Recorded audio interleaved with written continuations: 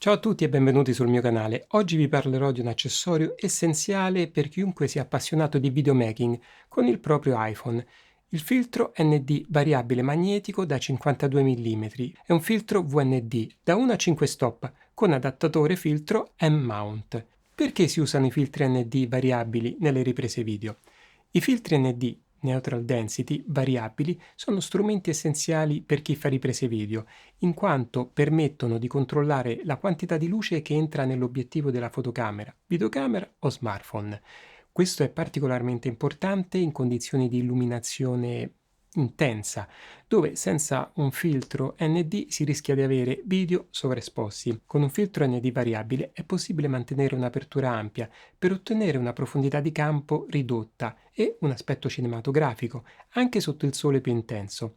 Inoltre questi filtri aiutano a mantenere il giusto tempo di esposizione, evitando l'effetto motion blur indesiderato e permettono di avere un maggior controllo artistico sulle riprese. Per ottenere il massimo dalle riprese con il nostro iPhone o smartphone, come abbiamo visto più volte sul canale, consiglio di utilizzare l'app Blackmagic Camera, perché permette di gestire tutti i parametri e permette di riprendere con il profilo logaritmico, ovvero in Apple Log. Questo permette di sfruttare al meglio tutta la gamma dinamica che il sensore è in grado di catturare e, con la ripresa a 10 bit, avremo margine di elaborazione per la color in post-produzione. Un elemento importante è che ogni camera o smartphone che riprende in logaritmico lo fa al meglio ad alcuni precisi valori ISO. L'ISO determina la sensibilità alla luce del sensore. L'iPhone, ad esempio, dà il meglio di sé, il che equivale a riprendere la maggior gamma dinamica possibile senza introdurre rumore digitale. Ha il valore ISO di 1600. 1600 equivale ad una sensibilità alta, cioè, in parole povere, rende il sensore molto sensibile alla luce. Se il valore ISO lo fissiamo a 1600, il diaframma è fissato ad un valore fisso dall'iPhone o nelle riprese con videocamera a quel valore che ci dà l'effetto di sfocato che desideriamo. E il tempo è legato al valore di fps, ovvero di fotogrammi per secondo che impostiamo. Ecco che per riprendere correttamente dobbiamo intervenire sulla quantità di luce che entra nel nostro obiettivo. Se siamo su un set, aumentiamo o abbassiamo la potenza degli illuminatori, ma se siamo in un ambiente non controllato, come un esterno o comunque una situazione in cui non abbiamo controllo sulla potenza dell'illuminazione presente, un filtro ND fa al caso nostro. Esempi di problemi senza filtro ND. Sovraesposizione. Quando si riprende in condizioni di luce intensa, come sotto la luce diretta del sole, la quantità di luce che entra nell'obiettivo può essere eccessiva, causando la sovraesposizione. La sovraesposizione si manifesta con immagini troppo luminose, con dettagli perse nelle aree più chiare.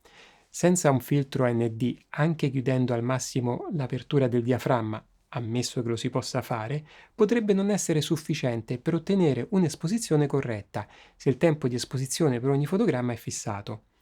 Questo è ancor più vero quando usiamo per esempio la Blackmagic App, in cui l'apertura di diaframma, almeno per ora, è fissa ad un valore preimpostato e non possiamo variarla. Non parliamo poi dell'app nativa, quella presente ora non fornisce alcun controllo su nessun parametro. Profondità di campo ridotta. Per ottenere un aspetto cinematografico nelle riprese video, spesso si preferisce utilizzare una profondità di campo ridotta, che si ottiene mantenendo un'apertura ampia del diaframma, un numero F basso o T in ambito cine. Senza un filtro ND in condizioni di luce intensa sarà necessario chiudere il diaframma per evitare la sovraesposizione, aumentando così la profondità di campo e perdendo l'effetto sfocato dello sfondo, bokeh. Durante la ripresa di un'intervista all'aperto senza un filtro ND, saremo costretti a usare un'apertura ridotta, rendendo lo sfondo troppo nitido e distraendo l'attenzione dal soggetto principale. Motion blur non desiderato. Il tempo di esposizione, shutter speed, gioca un ruolo cruciale nella qualità del movimento del video.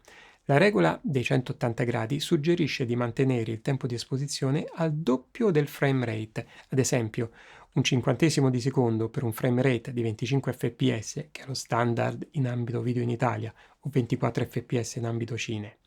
Senza un filtro ND in condizioni di luce intensa potrebbe essere necessario aumentare il tempo di esposizione per evitare la sovraesposizione, risultando un movimento scattoso e innaturale. Un esempio pratico: filmando una scena d'azione all'aperto senza un filtro ND sarai costretto a utilizzare un tempo di esposizione molto breve, riducendo il naturale motion blur, rendendo i movimenti dei soggetti meno fluidi e realistici, perché non sono quelli a cui il nostro cervello è abituato. Fate una semplice prova e riprendete una macchina che passa o semplicemente la vostra mano che saluta velocemente, rispettando la regola dei 180 gradi e poi con un tempo veloce, senza filtro VND. Vedrete come il movimento verrà percepito in modo assai diverso. Utilizzando un filtro ND puoi migliorare tutti questi problemi. Riducendo la quantità di luce che entra nell'obiettivo puoi evitare la sovraesposizione e mantenere i dettagli sia nelle alte luci che nelle ombre. Puoi mantenere un'apertura ampia per ottenere una profondità di campo ridotta, creando un piacevole sfocato sullo sfondo e facendo risaltare il soggetto principale. Puoi mantenere il tempo di esposizione corretto per il frame rate scelto, garantendo un motion blur naturale e un movimento fluido nei video. Lo Small Kit filtro ND variabile magnetico è compatibile con il Cage per iPhone, di cui vi ho parlato già in altre recensioni qui sul canale. Questo kit include il filtro VND ND2 ND32 da 1 a 5 stop.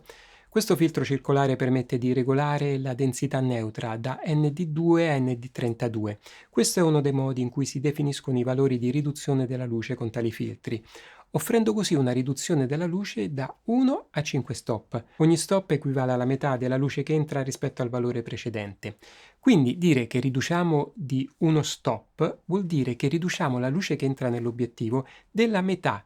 Per intenderci, se senza filtro avessimo dalla lettura esposimetrica come tempo 1 millesimo di secondo, applicando un fattore di riduzione di 1 stop, quindi ND2, avremo un tempo di un 500 di secondo. Se usassimo un fattore di riduzione di 5 stop, ovvero ND32, dovremmo impostare un tempo di un 30 di secondo.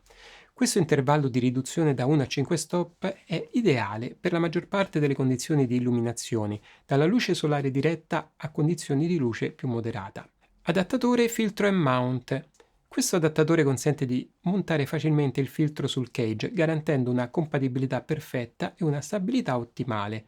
La montatura M è nota per la sua robustezza e facilità di utilizzo. Sistema magnetico. Uno degli aspetti più innovativi di questo kit è il sistema magnetico, che consente di attaccare e staccare il filtro in modo rapido e sicuro. Questo è particolarmente utile per coloro che devono adattarsi rapidamente ai cambiamenti di luce durante le riprese e se non si fanno riprese studio in ambienti molto controllati, questo è un problema da affrontare. Costruzione ottica. Realizzato con vetro ottico di alta qualità, il filtro garantisce una buona trasmissione della luce e una resa dei colori precisa, senza introdurre vistose dominanti di colore indesiderate. Ovviamente tutti i filtri anteposti alle lenti dei nostri obiettivi alterano un poco la resa in termini di colore, il cosiddetto color cast. Anche quelli più costosi, quelli a lastra usati in ambito professionale, sono i migliori da questo punto di vista, ma sono anche molto costosi e non sono filtri variabili. Bisogna utilizzare una lastra, di solito quadrata o rettangolare, che ha un determinato fattore di riduzione della luce e uno solo, quindi dovremmo avere molte lastre a nostra disposizione e capire bene che i costi salgono di molto. Certamente sono più facili da utilizzare perché si inseriscono solitamente nel portafiltri integrati nei matte box e non devono quindi essere abitati sulle lenti frontali.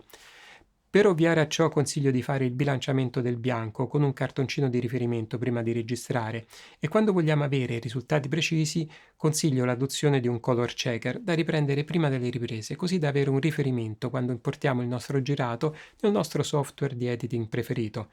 Se volete poi farò un video su come utilizzarlo correttamente. Rivestimento multistrato. Il filtro è dotato di un rivestimento antiriflesso multistrato che riduce al minimo i riflessi e le immagini fantasma, migliorando la qualità complessiva dell'immagine. Più lenti si utilizzano e più sarà facile introdurre aberrazioni e riflessi. Diciamo che si comporta bene. Nella ripresa in controluce è più visibile il riflesso. La ghiera di regolazione del filtro è decisamente fluida e precisa, permettendo di cambiare facilmente l'intensità ND senza scatti o movimenti bruschi.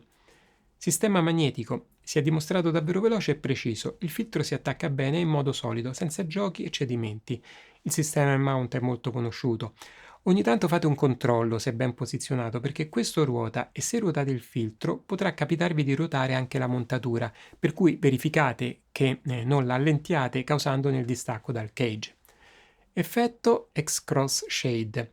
Uno dei punti deboli dei filtri ND variabili circolari è l'effetto a croce, detto anche X-Cross, che si manifesta quando il filtro è utilizzato alla sua massima riduzione di luce, in particolar modo con gli obiettivi grandangolari, cioè dovuto al fatto che i filtri VND sono composti da due filtri polarizzatori, uno sovrapposto all'altro. È un limite fisico. Questo filtro mi sembra non soffrirne in maniera evidente. Come si monta? Una volta che il nostro smartphone è nel cage, nella gabbia, dobbiamo attaccare il portafiltri tramite il sistema M-Mount, inserendo e facendo ruotare l'aggancio in questo modo. Posizionato correttamente il portafiltri, basta avvicinare il filtro VND che magneticamente si attaccherà al portafiltri. Basta ora girare leggermente il filtro in senso orario fino a sentire lo scatto e il filtro è assicurato in modo saldo al portafiltri. Per rimuoverlo basta tirarlo via dalla montatura. Lo si può utilizzare su vari cage della Small Rig, come questo per iPhone 13 Pro e questo per iPhone 15 Pro. È molto leggero, il peso del filtro è di circa 33 grammi, mentre il MagIS 52 mm Magnetic Filter Adapter Ring pesa circa 7 grammi o poco più. Durante le mie prove lo Small Rig Kit Filter ND variabile si è dimostrato molto versatile. La regolazione da ND2 a ND32 copre un'ampia gamma di situazioni di illuminazione, rendendolo ideale per riprese in esterni in condizioni di luce variabile. Il sistema magnetico è un vero punto di forza, consentendo di aggiungere o rimuovere il filtro veramente in un istante, senza dover interrompere il flusso delle riprese. Inoltre la qualità costruttiva del filtro e dell'adattatore M-Mount offre una sicurezza e una durata che sono fondamentali per un uso più serio e prolungato. Sulla ghiera sono presenti indicatori del fattore di riduzione applicato per un controllo preciso. In catalogo, sempre della Small Rig, è presente anche un sistema clip per il filtro VND, il Magnetic Filter Kit, che può adattarsi bene a vari smartphone e non ha bisogno del cage per essere utilizzato. Io però preferisco nettamente il sistema con M-Mount perché è più stabile e sicuro e perché il cage mi permette di utilizzare agevolmente anche altri accessori quando devo fare riprese un po' più serie. Ovviamente il cage, seppur bello, non lo uso nella vita di tutti i giorni perché è ingombrante e pesante. Altri filtri come il Magnetic Black Diffusion o il polarizzatore possono essere attaccati magneticamente gli uni agli altri.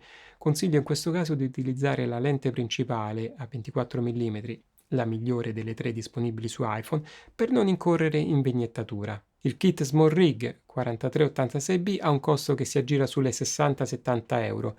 Il solo filtro VND 4215 sta sulle 45-50 euro.